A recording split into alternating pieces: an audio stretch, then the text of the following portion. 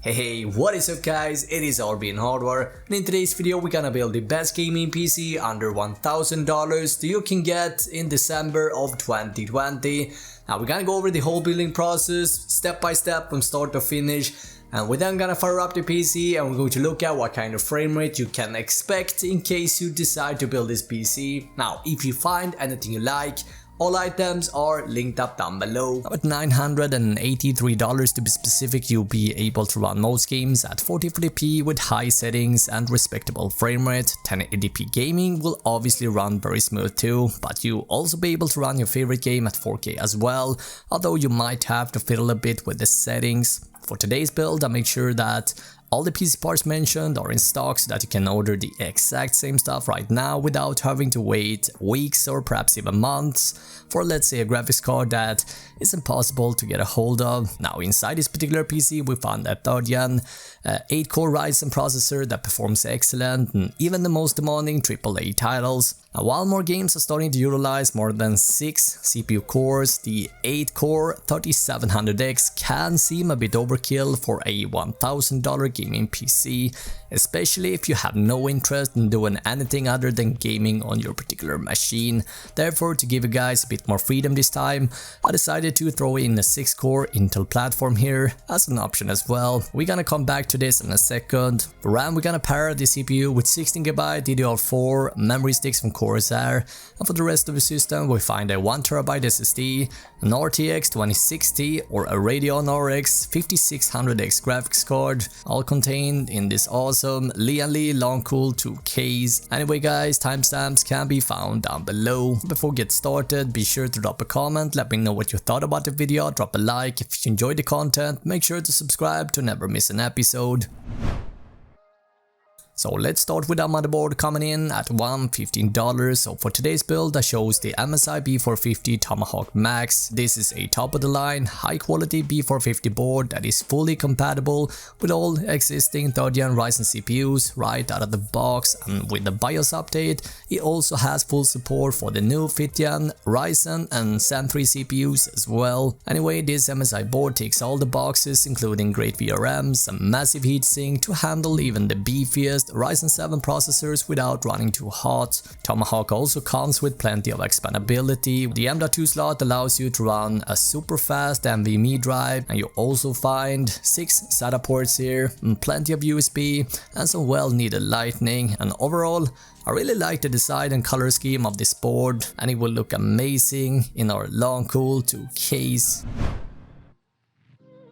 And for the CPU for today's build, I went with the 8-core 3rd gen Ryzen 3700X. Now this monster CPU comes with 8 cores and 16 threads, and it will handle even the most demanding task you throw at it with ease. Now this CPU will work fantastic for you, especially if you want to stream on your machine as well. However, as I briefly mentioned at the beginning, 8 cores can seem a bit overkill for gaming alone. Now if we take a quick look at the gaming performance, we see that it handles even the most demanding games out there. But as we can see, it trades blows with Intel's cheaper 6-core 10400. So while I do recommend the 8-core 3700X for gaming only, the 10400 can be a cheaper pick. Keep in mind guys, if you pull the trigger on the Intel CPU, you're gonna wanna add a cooler, as the included one is pretty loud and not that very good. And I have a very good budget cooler linked up down below. Quick look at some gaming benchmarks. Once more we see that the 3700X and the 10400 shows very similar numbers, but because the 10400 sells for $100 cheaper, so this one could be the better option if you have a strict budget. Anyway, the Ryzen 7 3700X that I'm demonstrating on has a base clock at 3.6 and 4.4 boost clock. It is based on AMD's insanely popular Zen 2 and 7nm architecture, and with Zen 2 AMD has been able to bump both the IPC clock speed and latency stand against previous generation, and all of this plays an important role for gaming. Installing the processor is in fact very easy. You want to locate this golden triangle, and this lines up with the triangle on a motherboard socket. Simply turn the CPU so that the triangles match up, open the metal arm and drop the processor into the socket. Then put the metal arm down and our CPU is now installed. Now we're gonna use the included cooler that comes with our processor, and while this heatsink doesn't offer the best thermals and noise levels among all the CPU coolers available, it is still perfectly good enough for gaming in a case with good airflow. The CPU cooler installment is pretty simple, and if this is the first time you're installing the cooler, there should be a thin layer of thermal compound pre-applied, otherwise you need to apply a bit of compound on the CPU first. You want to position the processor cooler over the CPU so that the retention clips on each side of the heatsink align with the socket mounting lugs on the retention frame on the motherboard. Carefully push down the retention clip one at a time until both clips are hooked into the socket mounting lugs. Some force may need to be applied. Adjust the cam lever position to lock the CPU cooler to the retention frame. Lastly, we connect the fan power cable on the CPU cooler to the CPU fan header on the motherboard. Now we're almost done, guys, and the only thing missing is a RAM sticks, and for today's build, yeah, I'm gonna go with this highly popular 16GB Vengeance LPX RAM sticks from Corsair. Now this 3200 MHz kit that shows for today's build will give you a bit of a frame rate boost versus using a slower clocked RAM, as the way that the CPUs work, having faster clocked RAM can gain a bit of performance in your favorite game. Simply pull back the clips for the second and the fourth DIMM slot, and simply plug them in just like so. Now the fun begins. It is time to move our motherboard assembly into our case. And in today's build, we're gonna go with the Lian Li Long Cool 2, coming in at $87. And this mid tower offers everything you'd imagine, like excellent airflow, addressable RGB, two-side tempered glass side panels on hinges, we got dust filters on every air intake, and plenty of expandabilities for IO coolers, and everything for just $87.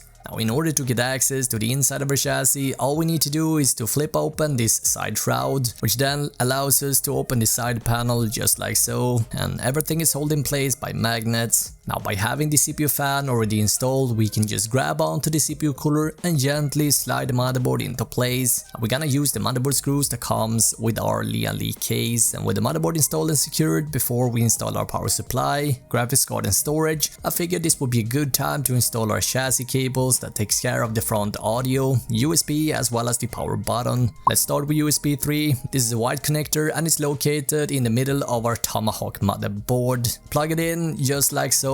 Next up we got front audio, and this connector is located at the lower left side. Lastly, we got front panel connectors, and this can be a bit tricky, guys, but don't sweat it, just take your time. And you find this connector right next to the USB connector right down at the right side corner of the motherboard. Now it is time for our power supply, and for today's build I picked the Corsair CV550 550 watt unit, coming in at $58. Now this is a high quality power supply that comes with 80 plus bronze efficiency certification and sleeved cables. Now I've used this particular model in several PC builds in the past, and the CB series never fails to disappoint. With top of the line performance, low noise and quality components ensure that your components run safe even if you decide to, let's say, overclock your CPU or graphics card later down the road. You want to make sure that you got the fan facing downwards, then you gently slide it into place and secure it. Now it's time to plug in some of the cables to our motherboard, and first up we got the 24-pin connector that powers the motherboard, and this one goes to a connector located on the left side. Next up we got the 8-pin power for our CPU, and this one goes all the way up to the top left side corner.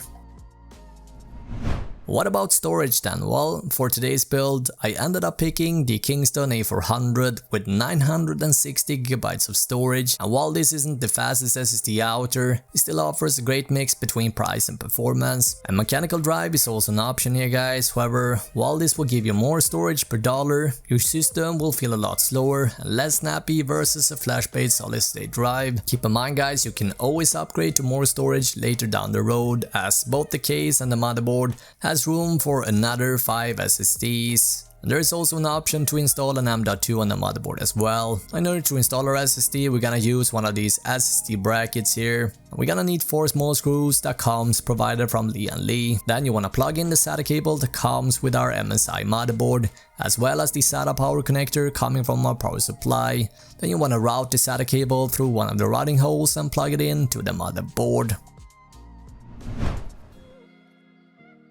Okay, so the moment you guys have been waiting for, time to install a graphics card, and for today's build we find an RTX 2060 graphics card, which is a brilliant 1440p GPU. However, right now it is almost impossible to find at stock MSRP, so therefore I also included the Radeon RX 5600 XT for today's build, which actually performs very similar to the 2060. And don't worry guys, we're gonna look into the gaming performance in just a second. Anyway, both cards comes packed with 6 gigs of GDDR6 memory, which is enough for 4K gaming and less demanding games. Simply take out 2 of the upper PC slots and plug in the graphics card, and take this dual PCIe cable and plug it into our graphics card just like so. And with the whole PC build installment done, I like to spend a few extra minutes here on cable management before I whack on the side panels, and it is time to turn on our system, and hopefully if you did everything right, it should power on.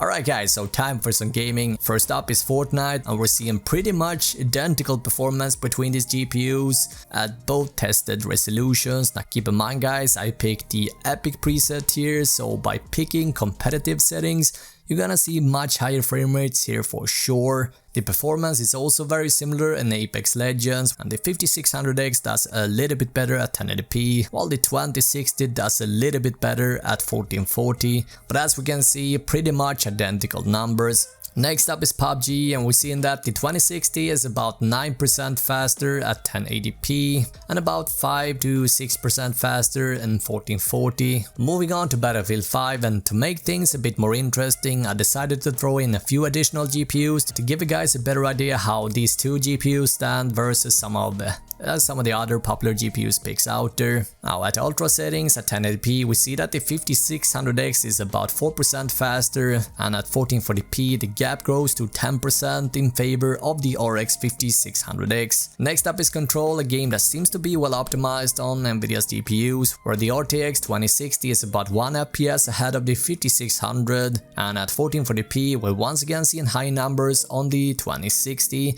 Keep in mind guys, we're running with very high settings here, and so this game is perfectly playable if you drop down the settings a bit. The RX 5600 shows healthy numbers in Gears 5 at 1080p, as we can see, but the gap between the two shrinks a bit as we bump the resolution to 1440p. Metro Exodus at both 1080 and 1440p also runs a few FPS faster on the RX 5600 XT, as we can see, while in Shadow of the Tomb Raider both cards shows almost identical frame count. Division 2 also runs great on both cards, with the RX 5600 being a tiny bit faster both at 1080p and 1440p resolution. Lastly, we have Forza Ryzen 4, and a similar story here again guys, very similar healthy numbers from both teams in this head-to-head GPU battle. On the last note, the RTX series cards from Nvidia support something called ray tracing, which is something that the Radeon RX 5000 series cards lack.